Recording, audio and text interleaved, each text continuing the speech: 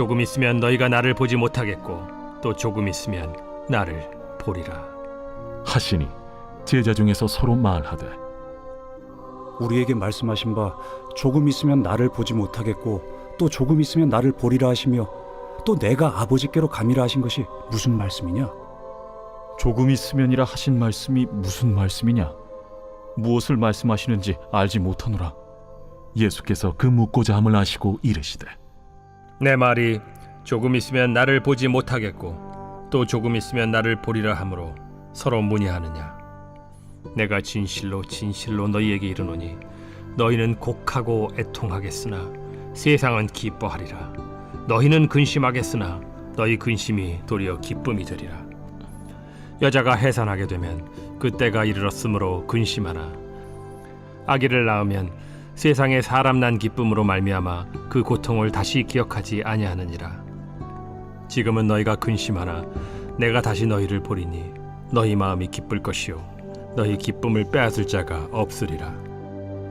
그날에는 너희가 아무것도 내게 묻지 아니하리라. 내가 진실로 진실로 너희에게 이르노니 너희가 무엇이든지 아버지께 구하는 것을 내 이름으로 주시리라. 지금까지는 너희가 내 이름으로 아무것도 구하지 아니하였으나 구하라. 그리하면 받으리니 너희 기쁨이 충만하리라. 오늘 말씀은 잠깐의 근심, 영원한 기쁨이라는 제목으로 말씀을 전하겠습니다. 오늘 주님께서는 이제 제자들에게 내가 너희를 잠깐 떠나고 이제 다시 올 것이다, 이런 이야기를 말씀을 합니다. 그에 대해서 제자들은 무슨 의미인지를 깨닫지 못해서 이렇게 어리둥절을 하고 있을 때 예수님께서 계속해서 말씀하시기를 너희 안에 나에 대한 믿음이 있고 또 나의 다시 오시는 것을 깨달을 때 그 기쁨이 영원한 기쁨이 되어서 너희가 흔들리지 아니할 것이다, 이런 말씀으로 오늘 전하고 있습니다. 그러면서 오늘 예수님께서는 이 의미가 우리는 알지요. 우리는 이제 시간이 지난 이유이기 때문에 바로 그 내용은 바로 예수님의 십자가에 죽으신 사건과 부활의 사건, 그리고 연이어서 성령이 오시는 사건, 이 세 가지에 대해서 예수님께서 하시는 말씀입니다. 그런데 제자들은 한 번도 경험한 적이 없었고 예수는 믿고 따랐음에도 불구하고 여전히 경험이 없어서 두려워할 수밖에 없었던 그런 상황이었음을 우리에게 말씀을 합니다. 그러면서 예수님께서는 20절에 너희는 곡하고 애통하겠으나 세상은 기뻐하리라. 너희는 근심하겠으나 너희 근심이 도리어 기쁨이 되리라. 예수님의 십자가 사건을 통해서 세상은 오히려 기뻐한다고 이야기합니다. 그러면 여기서 세상은 어디를 이야기하느냐? 1차적으로는 유대인들의 종교 지도자들과 그리고 로마의 당국과 여기를 1차적으로는 이야기합니다. 그러나 좀 더 크게 확장되어지며 세상이라고 하는 것은 주님을 반대하는 모든 사단의 역사 가운데 있는 그 모든 것을 이야기하지요. 그들이 기뻐하고 또 주님을 믿고 의지하고 따랐던 사람들은 예수님의 죽음으로 인해서 잠깐 슬퍼합니다. 근심합니다. 그러나 오히려 그 근심이 기쁨이 되리라 라는 말씀은 그 예수님의 십자가의 사건이 바로 우리에게 구원을 가져다주는 그런 구원의 사건이기 때문에 우리에게 기쁨이 된다라는 것을 말씀하고 있습니다. 그러니까 여러분 오늘 기독교를 가리켜서 그런 이야기를 하곤 합니다. 기독교는 파라독스의 종교다라고 합니다. 이건 역설이라는 말인데요. 우리는 보통 고난이 있으면 고난이 축복입니다. 무슨 말이야 그게, 이렇게 이야기를 합니다. 즉 고난이 어떻게 축복이 된단 말이야 라고 하는데 그 고난의 경험을 통해서 나의 성장이 있고 내가 주님의 은혜를 경험하고 주님을 알게 됩니다. 바로 그런 의미에서 역설이라고 이야기를 하는 겁니다. 그러니까 예수님의 죽음은 인간적으로 보면 실패의 역사처럼 보이고 또 예수님의 죽음 그 자체가 모든 것을 잃어버린 것처럼 보이지만 오히려 그것이 아버지의 뜻을 이루는 구원 사건이었고 우리에게는 그 예수님의 십자가의 죽으심으로 말미암아 나를 구원하신 대속의 양이 되어졌기 때문에 바로 우리에게는 그것이 슬픔을 기쁨으로 바꾸시는 그런 은혜의 사건이었다는 것을 말씀하고 계시는 겁니다. 그러니까 예수님의 죽음이 없었다면 우리의 구원이 없습니다. 바로 그러기 때문에 우리에게는 영원한 기쁨이 된다, 이렇게 말씀을 하고 있습니다. 그러면서 11절에는 예수님께서 한 가지 예를 들기를 여자가 해산하는 고통이 크지만 해산한 이후에는 그 고통을 잃어버리고 아이로 인하여 기쁨을 얻는 것과 같은 그런 기쁨이다. 이렇게 설명을 합니다. 그러니까 제자들이 그 기쁨의 의미를 잘 깨닫지 못하는 겁니다. 그런 하나의 예를 들어서 여자가 아이를 낳을 때 오늘날 같은 경우는 뭐 이렇게 무통분만이나 뭐 이렇게 또 제왕절개가 있겠습니다만 이때는 전혀 없었기 때문에 가장 인간이 고통을 극하게 달하는 것이 바로 해산하는 고통이라고 이야기를 합니다. 실질적으로도 그렇고요. 그래서 이 해산하는 고통이 무척 큰데 실제로 이 아이를 보면 모든 그 고통을 다 잃어버리는 겁니다. 바로 그와 같이 예수님을 잃어버렸을 때의 고통이 무척 크고 어찌할 바 몰라야 하고 두려워하고 근심하게 되는데 바로 예수님이 부활하시고 그리고 성령님을 보내셨을 때 그 성령을 받고 나면 그 고통의 시간을 잃어버리고 오히려 그로 인한 그 기쁨으로 살아가게 된다. 이런 이야기를 우리에게 말씀하고 계시는 겁니다. 그러면서 22절에는 또 이렇게 말씀하지요. 지금은 너희가 근심하나 내가 다시 너희를 보리니 너희 마음이 기쁠 것이요 너희 기쁨을 빼앗을 자가 없으리라. 지금은 이제 예수님께서 떠나가겠다고 하시니까 근심합니다. 어찌할 바 몰라 하는 것이죠. 왜냐하면 예수님에게 이들에게 마음은 이런 겁니다. 예수님에게 내 인생을 다 바쳤습니다. 그리고 사람들이 종교 지도자들이 예수님을 따르면 안 된다라고 이야기를 하는데 예수님을 따른 겁니다. 그러면 우리 좀 상식적으로 생각해 보면 사회적으로 어떻겠습니까? 예수님에 대해서 열광은 하지만 종교 지도자들과 정치 지도자들과 이들이 전부 다 예수님을 죽이려 하고 있는데 이거를 제자들도 모르지 않습니다. 그런데 예수님께서 혁명을 일으켜서 뭔가를 할 줄 알았는데 갑자기 죽으신다고 하니까 제자들이 근심할 수밖에 없죠. 뭐 때문에 근심합니까? 사실은 자신의 인생이 더 고달픈 거죠. 나는 어떻게 해야 되나? 예수님 따랐던 나의 인생은 뭡니까? 그리고 또 내가 내 삶의 자리로 돌아갔을 때 사람들이 나를 바라보는 시선 이런 모든 것들이 오버랩되면서 그들이 근심할 수밖에 없었다라는 겁니다. 그리고 삶의 자리로 돌아가게 되면 실제로 그들이 어떤 일을 겪습니까? 출교를 당하게 되고요. 그리고 이 출교는 경제적인, 문화적인 사람들과의 관계 속 어제까지만 하더라도 반갑게 맞이했던 사람들이 쌩해버립니다. 아는 척을 안 합니다. 왜냐하면 이때 당시에 유대인들에게 있어서 출교를 하게 되면 이 사람과 접촉하며 종교적으로 불결하게 되는 상황입니다. 그러니까 이 사람과 어제까지 인사하고 어제까지 잘 지내다가 이 사람에게 얼굴을 돌려버리는 것이죠. 아마도 이러지 않을까 싶습니다. 제 경험으로는 제가 이스라엘을 갔을 때 이런 경험이 있었고 또 브라질에서도 한번 비슷한 경험이 있었는데요. 이스라엘에 갔을 때 같이 갔던 권사님이 트렁크 이렇게 바퀴가 고장이 났습니다. 그래서 하나를 사러 가는데 거기에서 이제 유대인들이 많이 뭐 대부분은 유대인입니다만 뭐 팔레스타인 사람들도 그때는 장사를 하고 있고요. 그래서 거기에 이제 종교인이 있고 비종교인이 있습니다. 우리 한국 같은 경우는 종교인 그러면 저와 같은 목사나 또는 뭐 성직자들에 해당하거나 또는 뭐 이런 사람들 종교인이라고 표현합니다만 이스라엘에서는 종교인이라는 말은 전통적인 복장을 입고 종교적인 규율을 따라 사는 사람들 종교인이라고 하고요. 그냥 안식일에 한 번쯤 회당 가거나 그냥 일반적인 삶을 사는 사람을 세속인이라고 합니다. 그런데 세속인 사람들은 전혀 상관이 없습니다. 친절하고요. 그냥 대화하는데 아무 별 문제가 없고 거리낌이 없습니다. 그런데 옆에 종교인이 지나가는 겁니다. 그런데 종교인이 지나가다가 갑자기 침을 탁 받고 눈을 감고 가는 거예요. 그래서 뭐 그런가 보다 그랬는데 옆에 이제 가이드 해주시는 목사님이 하는 이야기가 이방인 봤다고 그래요 라고 이야기를 하는 겁니다. 내 거룩한 눈으로 이방인을 볼 수 없다. 이래서 눈을 감고 그럼 뭐 넘어질 뻔했겠지요. 바로 그런 상황입니다. 그리고 또 제가 브라질에 가서 며칠 안 됐는데 저희가 한국 사람들이 사는 곳이 원래 유대인촌이었습니다. 그런데 어떤 꼬마 아이가 저를 자꾸 이렇게 뒤돌아보면서 보는 겁니다. 여자아이가 아주 예쁘게 생겼는데요. 언니랑 같이 가다가 그러는 겁니다. 그런데 제가 이제 인사를 했죠. 뭐 잘 못하지만 인사말만 했더니 이 언니가 동생을 팔을 확 움켜쥐면서 하는 이야기가 지금 이야기 욕하는 겁니다. 뭐 저보고 욕하는 것은 아니고 야 너 어디 딴 데 쳐다보고 있고 이 방에 쳐다봐 그러면서 욕을 하는 거예요. 그래서 이게 뭔가 하고 한참을 이제 좀 당황스러웠었죠. 바로 그게 뭐냐면 유대인들이 갖고 있는 그 종교적인 그 흠결이라고 할까요? 이런 것들을 지키는 것, 또 종교적인 어떤 순결을 지키는 어떤 그런 개념으로 이해를 하고 있는 겁니다. 그러니까 예수님 당시에는 이보다 더 심하면 더 심했지 덜 심하지 않거든요.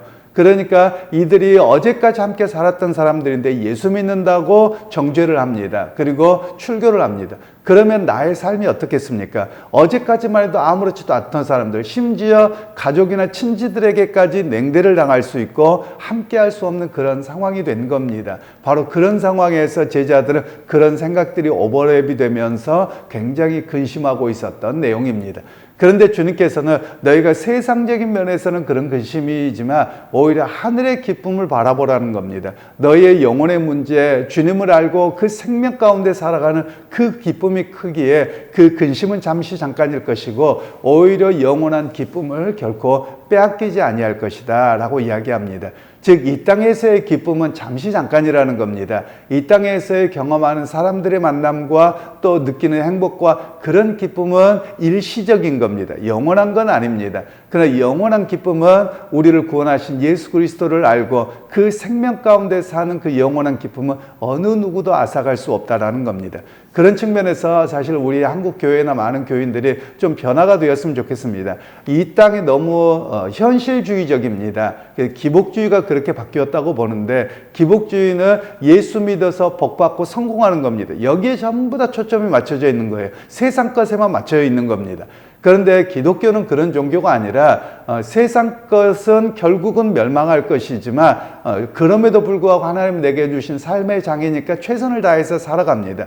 그러나 우리가 때로는 세상에서 손을 놓을 수도 있고 또 때로는 침뱉음을 당할 수도 있고 또 때로는 내게 있는 것을 빼앗길 수도 있지만 그러나 나는 영원한 생명이신 예수 그리스도를 알고 그 영원한 기쁨과 은혜를 빼앗기지 않는 겁니다. 어느 누구도 빼앗아갈 수 없습니다. 외적인 건 빼앗아갈 수 있죠. 내 외투를 빼앗아갈 수도 있고 그리고 내 삶의 자리를 빼앗아갈 수 있고 이런 것들은 빼앗아갈 수 있지만 내 안에 임재해 계신 성령님을 통해서 누리는 영원한 기쁨은 어느 누구도 빼앗아갈 수 없는 것입니다. 그러니까 제자들도 나중에 이들이 사도가 되어서 사명을 감당하다가 순교를 당하는데 다 빼앗기고 죽임 이런 상황들을 경험함에도 불구하고 그건 못 빼앗는 거예요. 그래서 순교를 당하는 겁니다. 우리 한국교회도 마찬가지였습니다. 한국교회 일제강점기에 순교를 당한 분들을 보면 아무리 고문하고 뭐하고 하더라도 그들이 외적인 것은 다 빼앗아갑니다. 고통스럽게 합니다. 그러나 우리 안에 있는 영원한 기쁨, 예수로 인해 누리는 그 생명의 기쁨을 어느 누구도 빼앗지 못하는 것이죠. 그래서 순교를 감당할 수 있었다라는 것을 우리에게 말씀하고 있기도 합니다. 그러면서 오늘 23절에는 또한 이렇게 말씀을 합니다. 내가 진실로 진실로 너희에게 이르노니 너희가 무엇이든지 아버지께 구하는 것을 내 이름으로 주시리라. 여기서 우리가 기도에 대한 이야기를 하는데 기도의 초점을 조금 바꾸었으면 좋겠습니다. 그게 뭐냐면 무엇이든지 아버지의 이름으로 구하면 주신다에 초점이 맞춰져 있어요. 그런데 거기에 초점이 맞춰져 있다기보다도 너희가 무엇이든지 구하면이에요.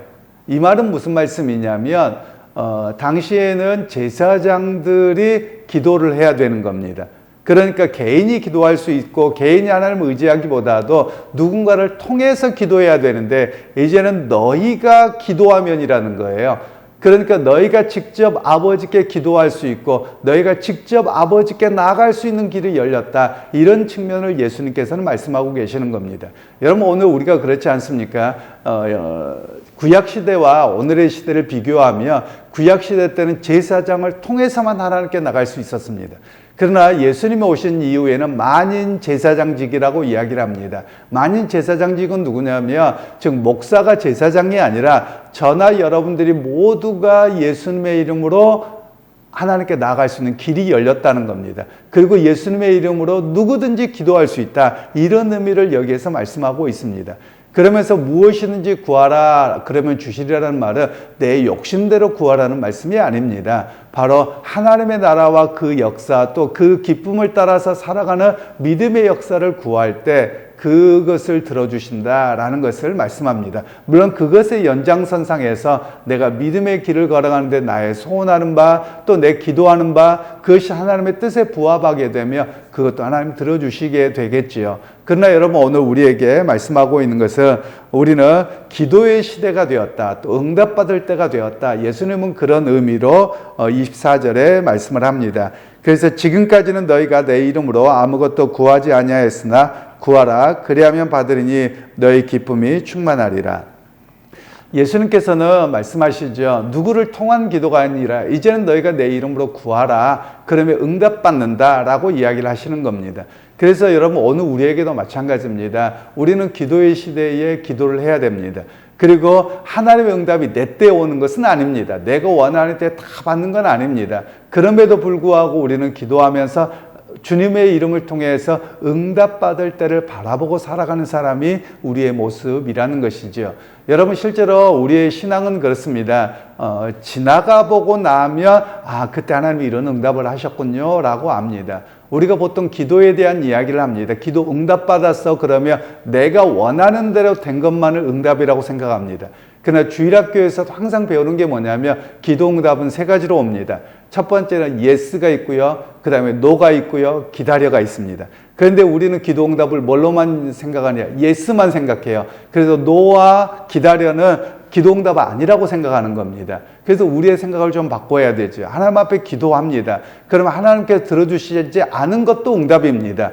그리고 예를 들면 이것과 같지 않습니까? 여러분들이 아이들을 키울 때 아이들과 대화를 합니다. 근데 아이들이 뭘 해달라고 합니다. 근데 안 돼. 그것도 응답이에요. 그들이 원하는 방향으로 안 되었을 뿐이에요. 예를 들면 아이가, 예수님도 그런 설명을 하셨는데, 어린아이가 뱀을 달라고 하면 누가 뱀을 주며, 전갈을 달라고 한다고 누가 전갈을 주겠느냐라는 겁니다. 안 돼라고 하는 것이 응답이라는 것이지요. 그런데 우리는 내가 원하는 것만을 꼭 응답이라고 이야기를 하는 것이죠. 왜냐하면 우리는 먼 미래를 알지 못하고 우리가 욕심대로 구하는 것이 어떤 나쁜 것이 오는지를 모르는 겁니다. 그렇기 때문에 주님께서는 그것을 우리의 바람과 다르게 응답하시기도 하고, 또 때로는 아직 시간이 안 된 겁니다. 여러분 생각해 보세요. 내가 원하는 대로 전부 다 하나님 응답해 주신다고 해보세요. 그럼 세상이 엉망진창이 되어버리고 말 겁니다. 누구는 교통 막히게 해주세요 그러고, 누구는 교통 뚫려주게 해주세요 이런다고 보세요. 그럼 여러분 그 상황에서 어떻게 되겠습니까? 그러니까 하나님께서는 오히려 우리의 인생에서 기다리게 하시는 분입니다. 그리고 하나님은 당신의 계획과 뜻에 따라서 그 일들이 이루어지는 겁니다. 그래서 어찌 보면 우리가 뒤를 돌아보면 그때 내가 이런 기도를 했는데 이렇게 시간이 지나고 보니 이렇게 응답이 되었고, 시간이 지나고 보니 하나님이 다른 길로 인도하셔서 이런 응답으로 나에게 응답을 하셨군요 라고 우리가 고백하게 되는 것이죠. 그래서 여러분, 오늘 우리가 기도를 쉬지 않아야 될 이유도 여기 있습니다. 오늘 당장 이루어지지 않는다고 해서, 내가 정한 시기에 이루어지지 않는다고 해서 응답이 없는 것이 아니라, 하나님께서는 이 모양 저 모양으로 응답하셔서 시간이 지나고 난 뒤에 보면 하나님이 때를 따라 응답하셨고, 때를 따라 피할 길을 내셨고, 그것을 통해서 우리와 함께 하셨던 것을 우리가 알게 되어지는 것입니다. 그러게 여러분, 오늘 우리에게 두 가지를 꼭 잊지 않으셨으면 좋겠습니다. 세상이 알 수 없는 예수로 인한 영원한 생명의 기쁨을 빼앗기지 않고 그 기쁨 가운데 사시기를 소원하고요. 또 당장 기도 응답이 이루어지지 않는다고 하더라도 기도를 쉬지 않는 그런 여러분 모두가 되시기를 주님의 이름으로 축원합니다. 하나님 아버지, 은혜를 감사합니다. 오늘도 주께서 은혜 베푸셔서 우리에게 믿음의 길을 서게 하시고, 그 믿음 안에서 참 기쁨이 무엇인지를 누리게 하셨습니다. 이 영원한 기쁨, 영원한 가치를 누리는 자가 되게 하시고, 또 기도하는 가운데 하나님의 응답을 받고, 또 하나님의 일하시고 변화가 우리로 하여금 시간이 지난 뒤에 깨닫게 하시는 역사를 바라보고, 오늘도 기도의 자리에 쉬지 않는 우리 모두가 되게 하옵소서. 예수님의 이름으로 기도하옵나이다. 아멘.